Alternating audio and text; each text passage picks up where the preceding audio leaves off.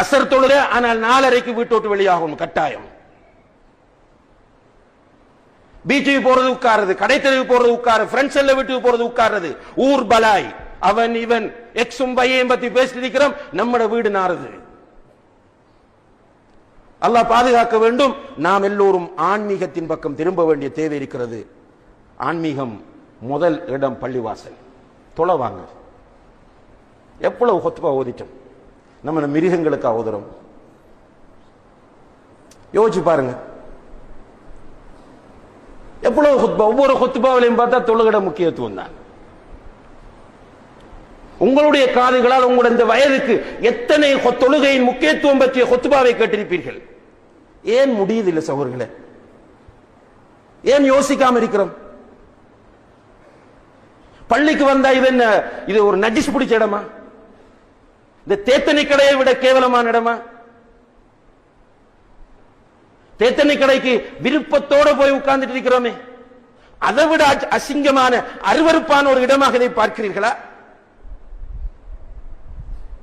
சில பிள்ளைகள் இப்ப தியேட்டருக்கு எல்லாம் போக ஆரம்பிச்சுட்டாங்க. கொஞ்ச காலம் தியேட்டர் இல்லாம இருந்துச்சு, இப்போ அதை விட மோசமான இடமா பள்ளியை பாக்குறீங்களா?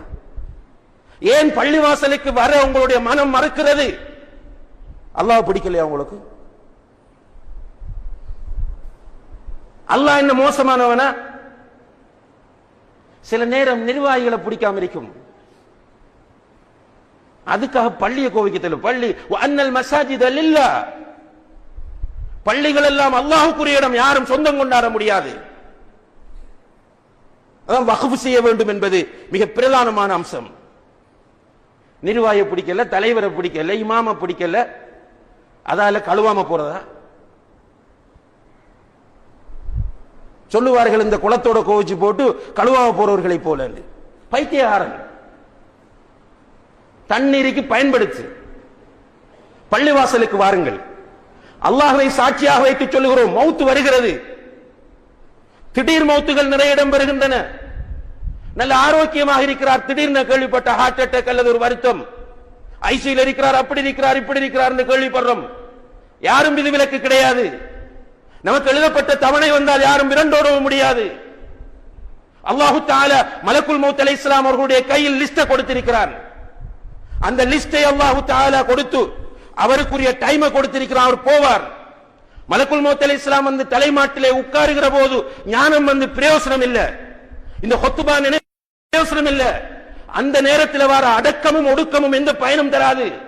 அந்த நேரத்தில் ரப்பி லௌலா அഖர்தனி இலா அஜலின் கரீப் ஃபஅஸ்ஸதக வ அகும் மினஸ் சாலிஹீன், யா அல்லாஹ் கொஞ்ச நேரம் பிற்படுத்தி, கால ரப்பிர்ஜிஊன், யா அல்லாஹ் இந்த மலக்குகளை திரும்ப போக சொல்லிவிடு, பிரயோசனம் அளிக்காது. இதா ஜா அஜலுஹும் லா, அதாவது ஒரு ஆத்மாவுக்குரிய தவணை வந்து விட்டால் ஒரு நொடி, ஒரு செகண்ட் அவர்கள் முற்படுத்தப்பட மாட்டார்கள், பிற்படுத்தப்பட மாட்டார்கள். நீங்க எப்படிப்பட்டாலும் இருக்கலாம், கோடீஸ்வரன், லட்சக்கணக்கில் கோடிக்கணக்கில் அல்றாளா இருக்கலாம், நீங்க மிகப்பெரிய படிச்சாளா இருக்கலாம், நீங்க டாக்டரா இருக்கலாம், உங்கள்ட்ட சில ஆர்கியூமெண்ட் பவர் இருக்கலாம், உங்களுக்கு துணிச்சல் இருக்கலாம், யாரும் மலக்குல் மௌத் அலைஹிஸ்ஸலாம் அவர்களுக்கு சண்டித்தனம் காட்டலாது. மௌத் டைமுக்கு வரும். கண்ணியத்திற்குரிய சகோதரர்களே, இங்கே பெருந்திரளாக பள்ளிவாசலுக்குள் இடம் போதாத அளவுக்கு வெளியிலே எல்லாம் நிற்கிறோம் என்றால் உள்ளத்தில் கடுகளவாவது ஈமான் இருந்ததனால் தான் வந்திருக்கிறோம். எனவே நாம் மௌத்துக்கு பிறகுள்ள வாழ்க்கையை ஈமான் கொண்டவர்களாக இருக்கிறோம். அந்த கபருடைய வாழ்க்கை நீண்ட வாழ்க்கை, அந்த வாழ்க்கையிலே தப்ப வேண்டும். அதற்கு பிறகு மஹ்ஷரை ஈமான் கொண்டிருக்கிறோம். எனவே அங்கே தப்ப வேண்டும். அதற்காக வேண்டி நாம் எல்லோரும் நம்மை மாற்றியே ஆக வேண்டும். எனவே கண்ணியத்திற்குரிய சகோதரர்களே, பள்ளிக்கு வாங்க, தொழுங்க, பயானிகள்ல கலந்து கொள்ளுங்க, இஸ்லாம படிங்க. நிச்சயமாக நமக்கிட்ட ஒரு உணர்வும் பொறுப்புணர்வும் வரும். அப்ப பிள்ளைகள் அமானிதம் என்றது நமக்கு புரியும். அந்த நேரத்தில் நம்ம எல்லாரும், நான் என்ற பிள்ளைகளை பாதுகாத்தா ஊர்ல 2 இளைஞன் தப்புறான், இப்படி ஊராக்கள் நம்ம பிள்ளைகளை பாதுகாத்துட்டோம் என்றால் ஊர் மாறிடும். அல்ஹம்துலில்லாஹ்.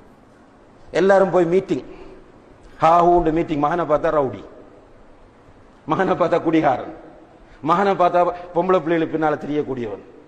என்ன பிரயோசனம்?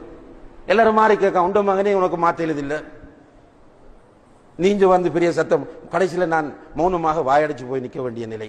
எனவே கண்ணியத்திற்குரிய சகோதரர்களே, அல்லாஹ்வின் நல்லடியார்களே, இன்றைய இந்த மோசமான நிலைக்கு காரணம் நாம் எல்லோரும் சடவாத சிந்தனைகளுக்குள் சிக்கியிருப்பது.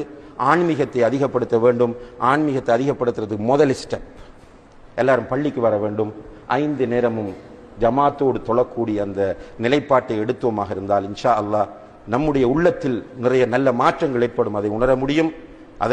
அதே போன்று நம்முடைய சிந்தனையில் மாற்றம் ஏற்படும்.